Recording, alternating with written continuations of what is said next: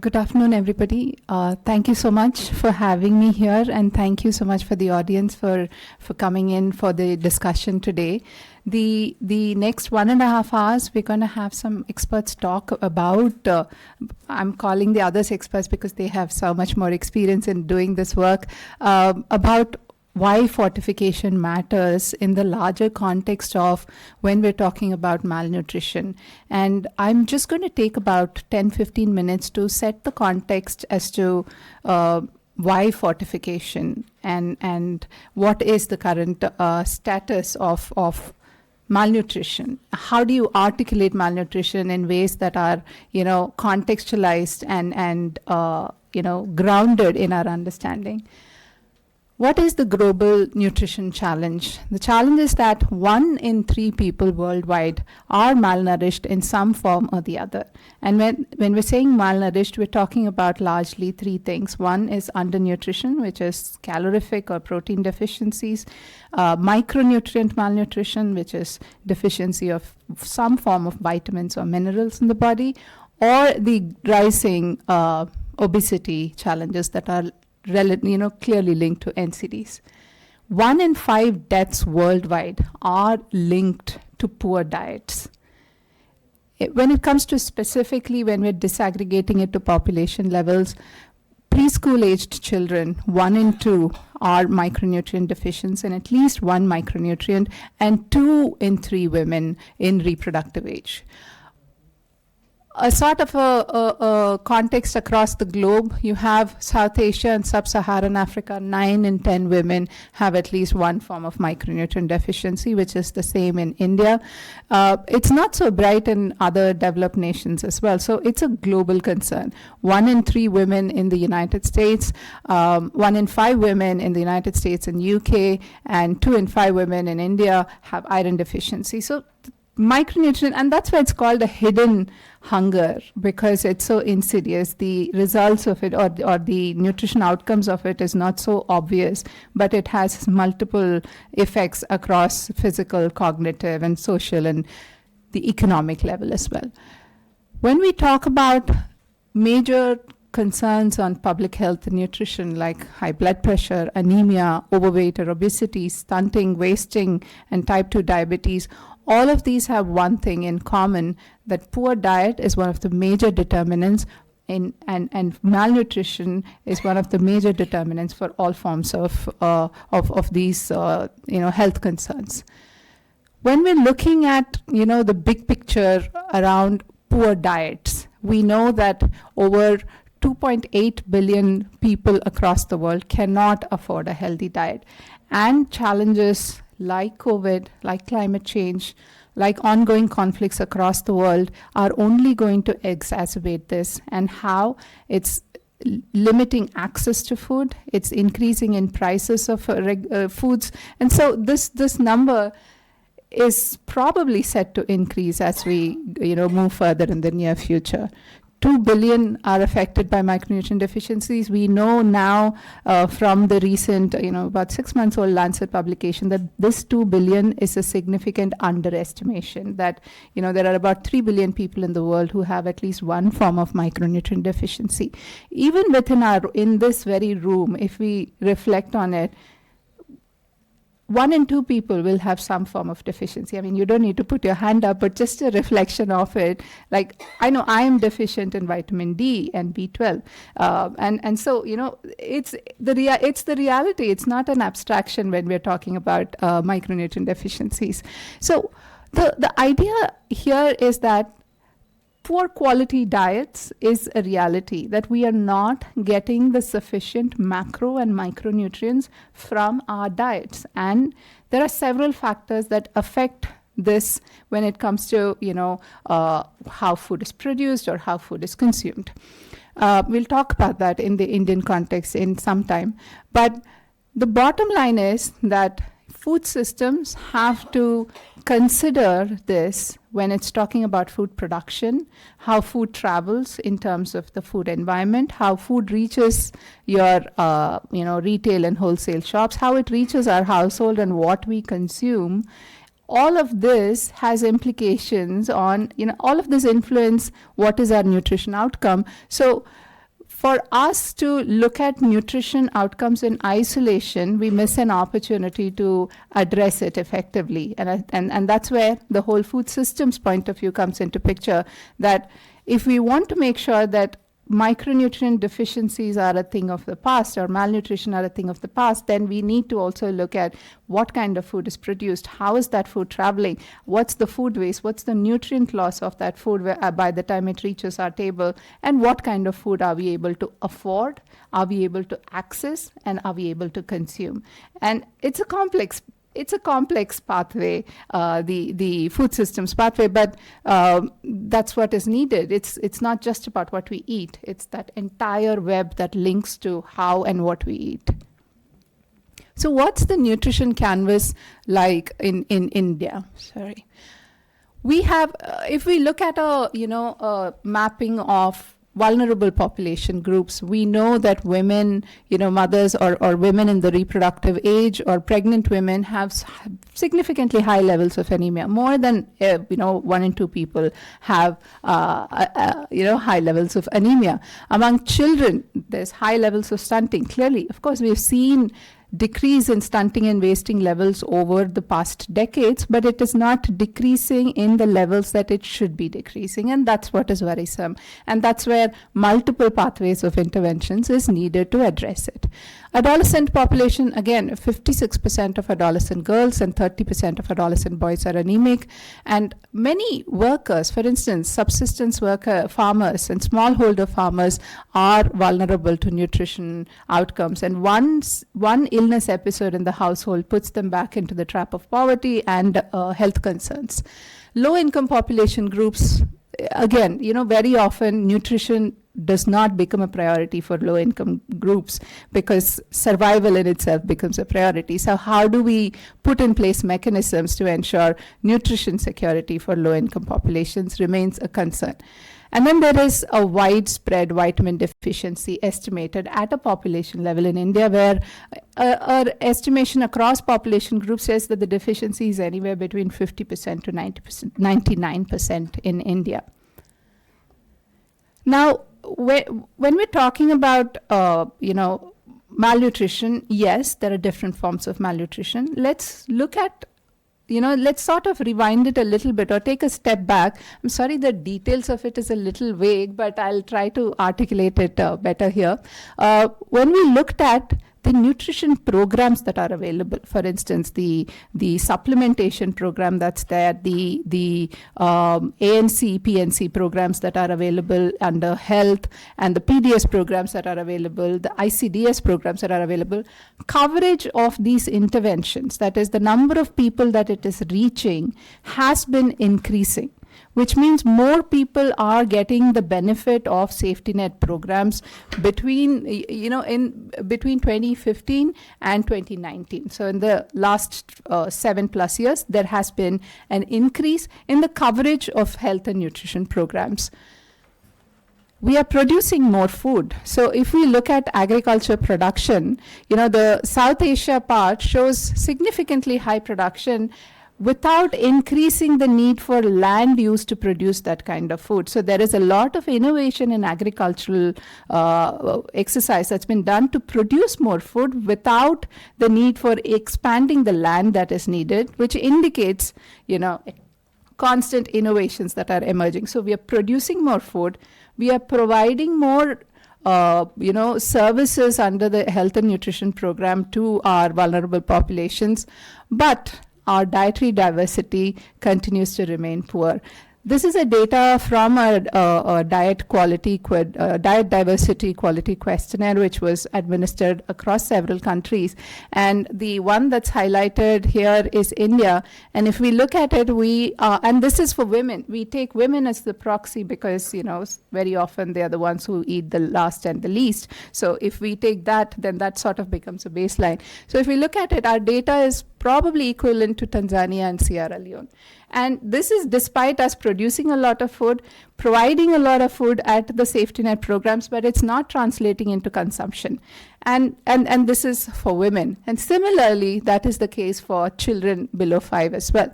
In fact, diet diversity for children below 5 is declining.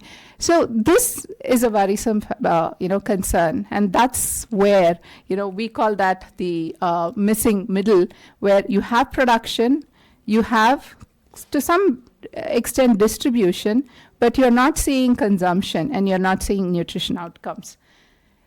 And of course, climate is only going to make things worse. And there is data showing that climate change will affect how much food is being produced, and it will also affect the micronutrient content in the food that is being produced. So it's only clearly going to exacerbate it further.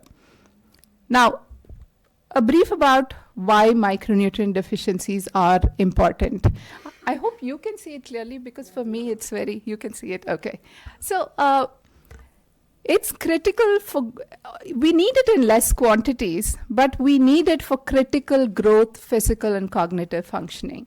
And as a result of which, if there is no adequate micronutrients given at critical periods of time, that is for children below 5 years of age, for pregnant women, for adolescent girls, then the repercussions of it are devastating. For instance, high levels of anemia among pregnant women is linked to children born with low birth weight. Then there's the neural tube defects and spina bifida. These are real challenges for children who are born to mothers with micronutrient deficiencies.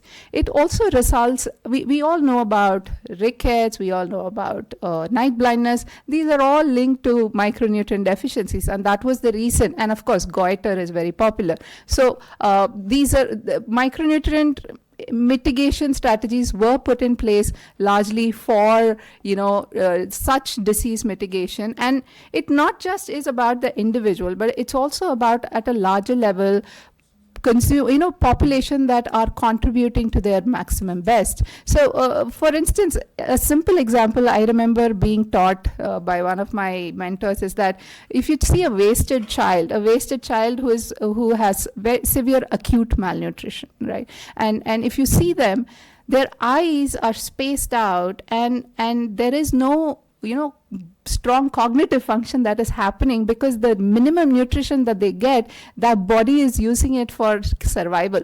It's not using it for higher functioning that a human being is required to do. So it significantly affects our mental ability to perform. And for us to talk about our demographic dividend that we have, or the young people, the realizing the full potential, the reality is that if we don't answer nutrition, we are not really answering the big picture of people contributing when they are adults in the way we desire it to be for our economic growth.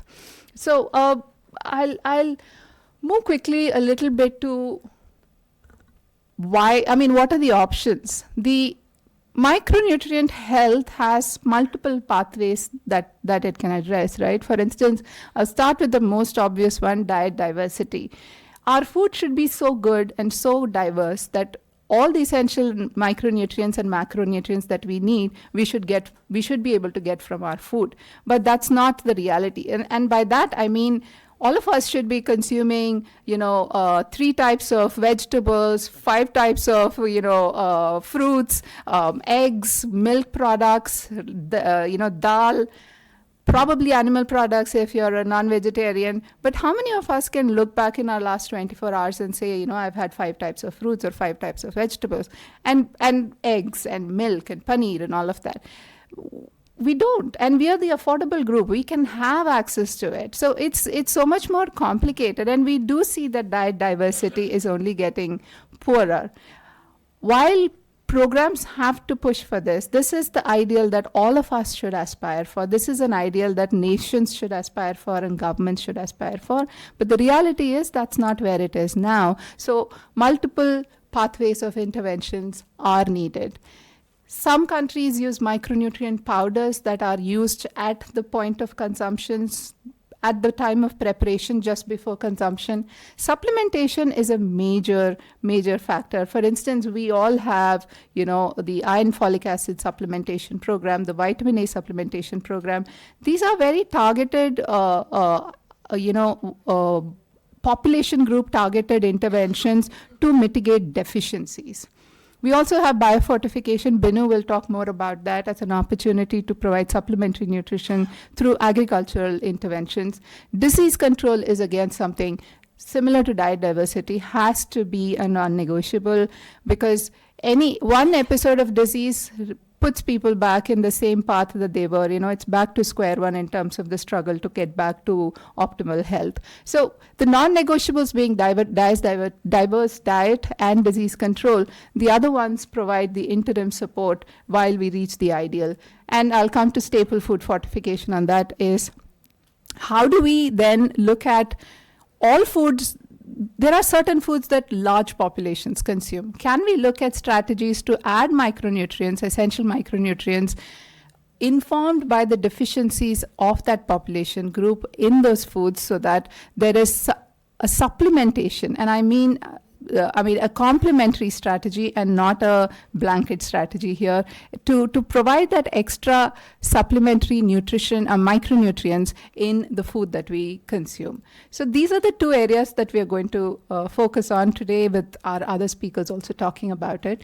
If we look at the trajectory of how it all started, in the 1920s is when the whole universal salt iodization program started in Switzerland, subsequently in the USA, and then the whole vitamin D fortification in milk started in the 30s in the USA, and then flour fortification with the B vitamins and folates started in the UK and in the US, and then subsequently in Canada.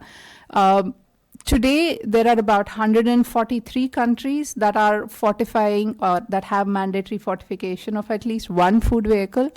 There have been success stories of food fortification, and it continues to remain relevant in different parts of the world. Countries still continue to fortify their food products with these essential micronutrients. It's also a highly cost-effective strategy. So if we look at the benefit to cost ratio, there are different interventions that are given. Salt and iron fortification is sort of, is one of the front runners there. So it's a cost-effective and a policy level strategy, and hence it was also recognized as one of the top 3 interventions at the 2008 Copenhagen Consensus in mitigating malnutrition.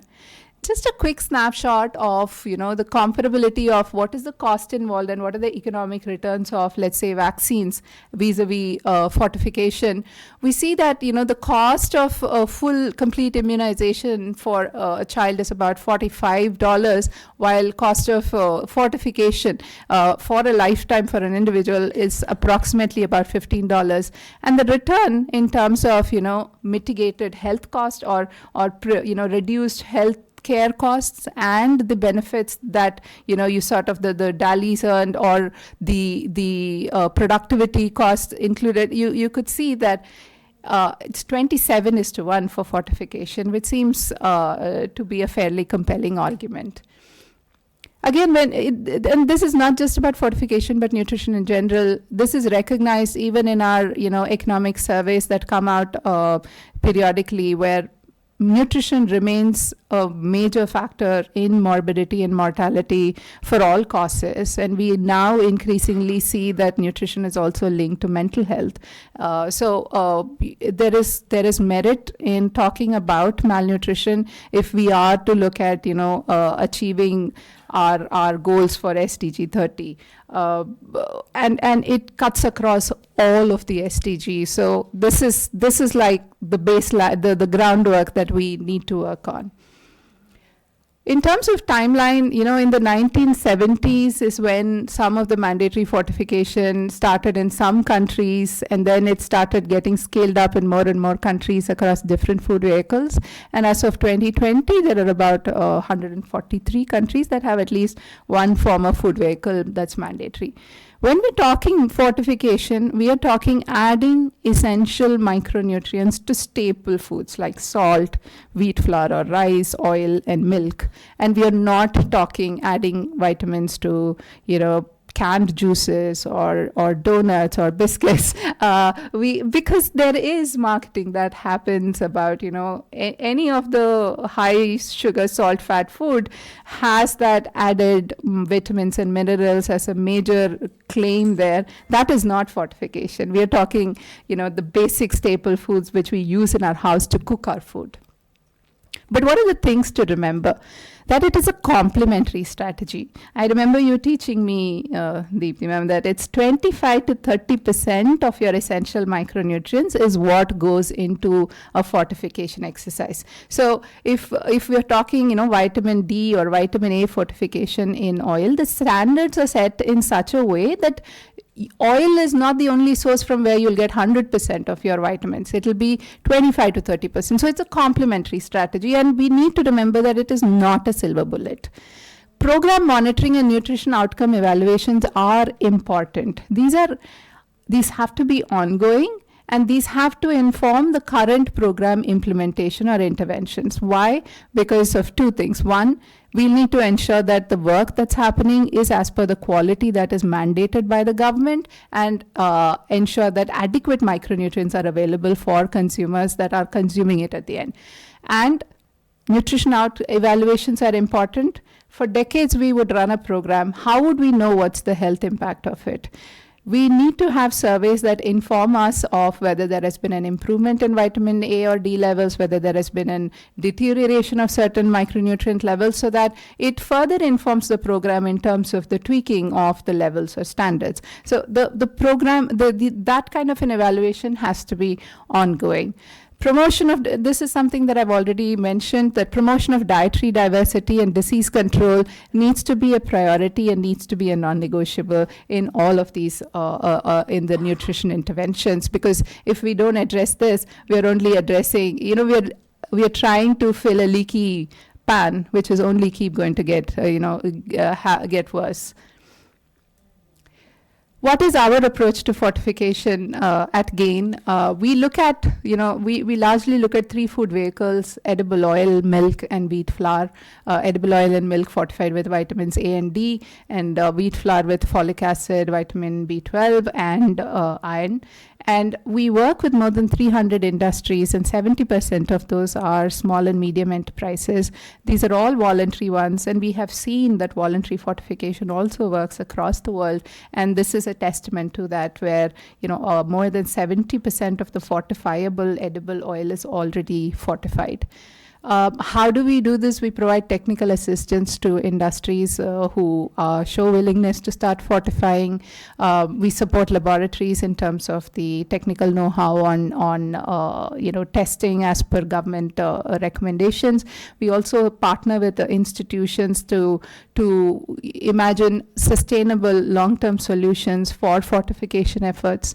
And we also work largely on quality control and quality assurance. And by that we mean that the food that is being fortified, is it fortified adequately? Is that adequacy retained till the end of the shelf life of that product? So we do a lot of industry level and market level assessment to see that whether they are compliant to FSSAI standards, which then informs our opportunity to retrain the industries based on the results of these assessments. We support extensively across our different, implementation countries in evidence generation. We've developed toolkits, we've developed apps to capture data and to inform through periodic publications. There are different data platforms. If you are interested in understanding are there really an impact of fortification efforts across the globe, I would strongly urge that you look into the Global Fortification Data Exchange website, where a lot of evidence resource toolkits are posted there. And we also support in quality assurance of premix. What goes into the oil or into the milk, we'll need to ensure that it is as per quality. So there is a global, a GAIN premix facility that is being institutionalized globally, that helps in ensuring that industries get the quality assured premix that they have to get for fortifying their products. And they're also working very closely with institution partners in India, to support the government and to support the industry stakeholders in ensuring quality assured premix. I'll stop here. I don't think there's a Q&A now, right? No, we will have that.